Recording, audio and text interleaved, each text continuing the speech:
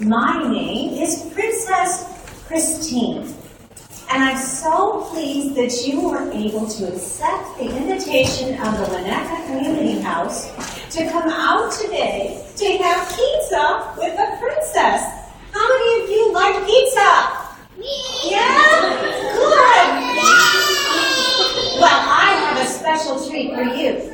You know, you probably never heard of me. You've heard of many other princesses, which I'm going to get to in a minute. But I assure you, I am of royal lineage, and I have many friends that can attest to that. I have many of my friends who are princesses. And you know, what I am known best for is my love of dance. Raise your hand if you like to dance.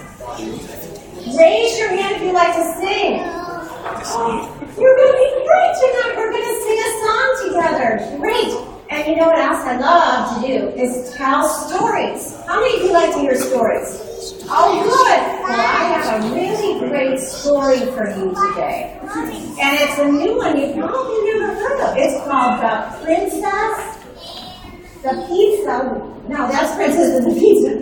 Princess and the Pizza. How many of you have ever heard of that story? No? You have? Well, you're so lucky. Well, you know what? Let me tell you more about me. I have had all kinds of people in this story. There's a girl that wants to get back to princessing, but she has to prove she's a princess. This happens to me all the time. They say, who's Princess Christine? And I have to prove it. And of course, I can prove that. Because you know, when you're a princess, I have this pea here. Anybody like to eat peas? Well, I can feel this pea.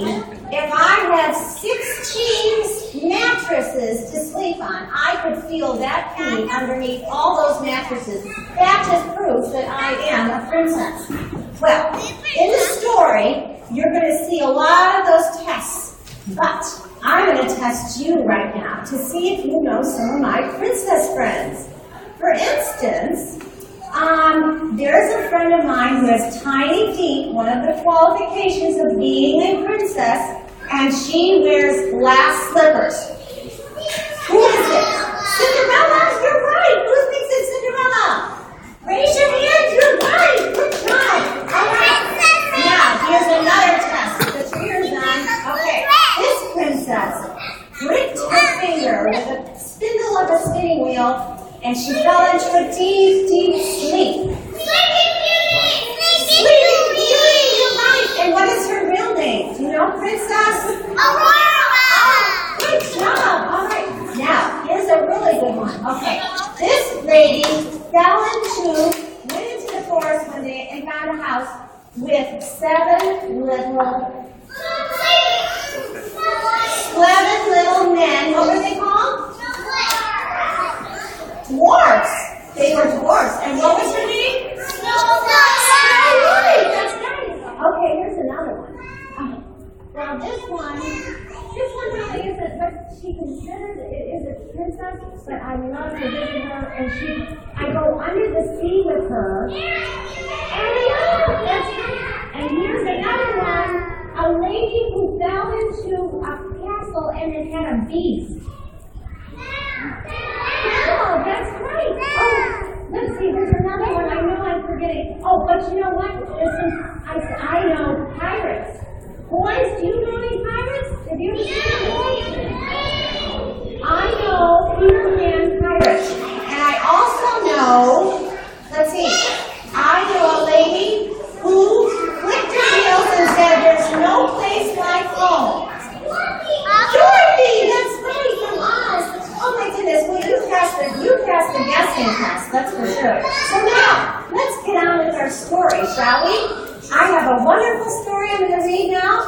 all going to get ready to listen to the story about the princess and the pizza.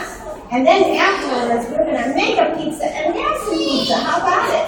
But you get to listen to it on a magical screen. You see the screen up here? You get to read along with it. How many of you like to read books? Okay. Oh dear.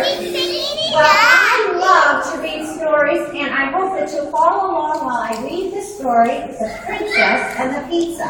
Here we go. And it is by Mary Jane and Herm Out. Okay. Our story begins.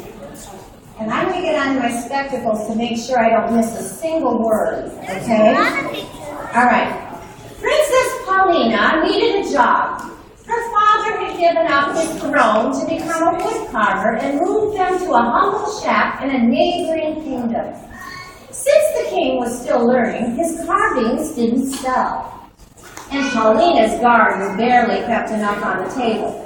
Paulina missed princessing. She missed walking the peacock in the royal garden and surveying the kingdom from the castle tower and doing the princess royal wave.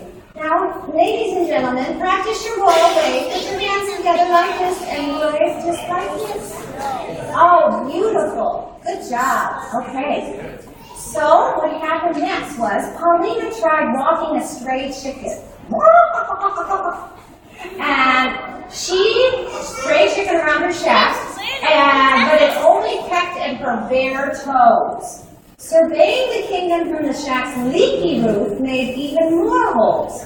She tried princess waving to the townspeople from her father's cart, but nobody bothered to wave back. They just thought she was swatting at flies. Silly. One day, the page rode past the shack, announcing that Queen Zelda of Bloom was seeking a true princess to become the bride of her son, Prince Rupert. This is my chance to get back to princessing, Paulina cried. She rummaged through her trunk of ex-princess stuff, brushed the wood shavings from her best ball gown, and she blew away the bits of sawdust that clung to her diamond tiara. There she was. We'll pretend this is her tiara. We're going to blow it away. There we go. So, then she tucked a piece of garlic into her bodice for good luck, and she snipped off some fragrant herbs to cover up the garlic smell and headed for the castle. Paulina didn't expect much competition. There wasn't another princess for hundreds of miles, but when she got to Bloom Castle, Paulina found she was only one of 12 princesses hoping to become the royal bride. When she looked into the assigned room, Paulina saw her bed piled with 16 mattresses. Oh, for Pete's sake. The old princess and the pea trick? That's so once upon a time. Naturally, Paulina didn't sleep at all because she felt the lumpy pea. Like I said, the lumpy pea. All the way through the 16 mattresses. That's the proof she's a princess right there. When the 12 princesses gathered in the throne room the next morning, the 7 who looked bright-eyed were sent home. Now only Paulina and 4 other sleepy princesses remained. First they were made to write essays entitled, Why I Want to Have the Gracious and Exquisitely Beautiful Queen Zelda for My Mother-in-Law. Prince Rupert and Queen Zelda finally appeared on the balcony. Queen Zelda did all the talking. Congratulations, ladies. You've written some lovely essays, which I will keep in my scrapbook. You have all passed the mattress test, but to make absolutely sure you're of royal blood, there is a second test. Only a true princess can wear these glass slippers. Ah, for Pete's sake, you never heard of sneakers, Paulina asked? Queen Zelda gave Paulina a sharp look. Nobody said you had to hike in them. Just try them on. After the royal page made his way around the room with the slippers, 2 big-footed princesses were sent home, of course. Now only Paulina and the two others remained. One was followed around by the 7 strange little men. Who were they? The 7 strange little men? The dwarfs. That's right. And one was followed around, and the others had such a long braid, dragging behind her, Paulina kept tripping over it. Now, I'm going to pause for a minute in the story, because who do you think that lady with the long braid was?